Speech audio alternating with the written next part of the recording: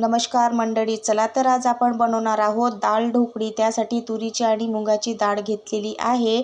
मुगाच्या डाळीमुळे वरणाला घट्टसरपणा दाटसरपणा येतो आणि ह्या दोन्ही डाळी स्वच्छ धुवून घेतलेल्या आहे आणि कुकरला लावून दिलेल्या।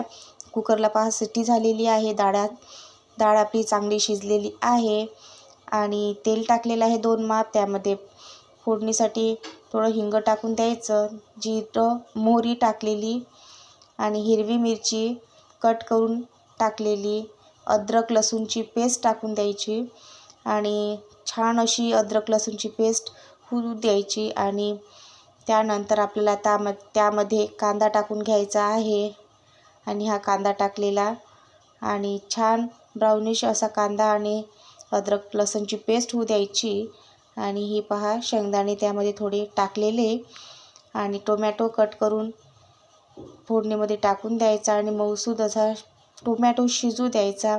म्हणजे टोमॅटो छान शिजला की मुलं असं बाजूला ताटातून काढून घेत नाही आणि त्याच्या पोटात तो टोमॅटो जातं, नाहीतर कच्चा असा राहिला की मुलं बाजूला काढून ठेवतात।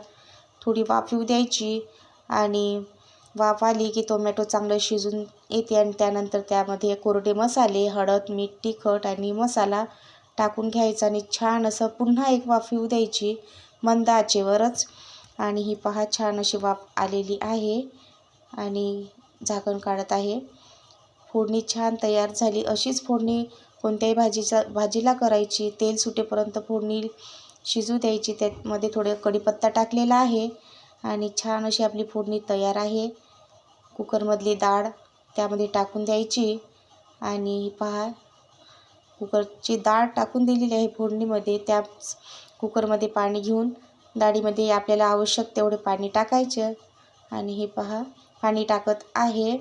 छान अशी आपली डाळ दिसत आहे आणि पाणी टाकून घेतलेलं, जेवढं आपल्याला पाण्याची आवश्यकता आहे तेवढं टाकायचं आणि मंद आचेवर शिजू द्यायची। इकडे सांबार कट करत आहे त्यामध्ये टाकायला आणि सांबार कट झाल्यावर हे घरी बनवलेले गुळ चिंचाची चटणी आपल्याला त्यामध्ये टाकायची आहे म्हणून पाहत आहे मी। आणि आपल्याला लागेल तेवढंच पीठ घ्यायचं आणि पीठ घेतलेलं गव्हाचं त्यामध्ये मीठ टाकून घ्यायचं आहे। चवीनुसार मीठ टाकल्यानंतर हे पांढरे तीळ आहे त्यामध्ये टाकले आणि पिठामध्ये 1 माप तेल टाकून घेत आहे। त्यानंतर त्यामध्ये लाल तिखट 1 चम्मच टाकून घ्यायचं आणि अर्धा चम्मच हळद पावडर टाकलेलं आणि थोडा ओवा टाकून घ्यायचा। हातावर चांगला मॅश करून ओवा टाकत आहे त्यामध्ये आणि नंतर कणिक सर्व मिक्स करायचे मसाले कणकीमध्ये आणि पहा नंतर भिजून घ्यायचे। मिक्स मसाले झाले, कणिक मिक्स केलेली आहे आणि आता कणकीचा गोळा तयार करायचा आहे। कणकीचा गोळा हा एकदम सॉफ्ट असा करायचा नाही, असा जाडसरच ठेवायचा, असा थोडा घट्टसर आणि त्याच्या चपात्या लाटून घ्यायच्या आहे आणि चपात्या ह्या तेल लावूनच लाटायच्या, म्हणजे पिठानं लाटायच्या नाही, नाहीतर तो भाजीमध्ये पीठच असं होईल। तेल लावून सर्व चपात्या अशा लाटून घ्यायच्या आणि पातळ लाटायची, म्हणजे फोडणीमध्ये आपण ते टाकू तर त्या फुगतात नंतर। तर पातळ अशी तेल लावून सर्वच चपात्या अशा लाटून घ्यायच्या आणि शंकरपाड्याच्या चम्मचने त्याला शंकरपाडे आपण जसे कट करतो तसे आकार देऊन घ्यायचा आहे।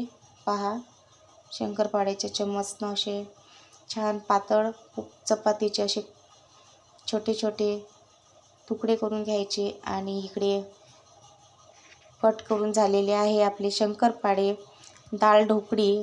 आणि ही पहा भाजीला सुद्धा छान कड आलेला आहे। तर आता त्या कडामध्ये आपल्याला ही डाळ ढोकळी टाकून द्यायची आहे आणि ही ढोकळी ही गुजराती डिश आहे आणि हे पहा आपल्या इकडं मराठी लोक पण बनवतात, डाळ फळ म्हणून बनवतात आणि या छान अशा कडकड त्या उकडीमध्येच आपल्याला ही ढोकळी टाकून द्यायची आहे आणि पावर मोठाच ठेवायचा आहे आणि ही 5-7 मिनटातच आपली डाळ ढोकळी तयार होणार आहे.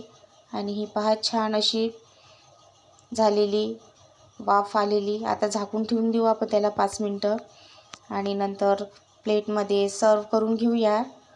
आणि ही पहा छान अशी बनलेली आपली डाळ ढोकळीच म्हणजे डाळ फळ. खूप छान लागते खायला. करून पहा आणि एन्जॉय करा.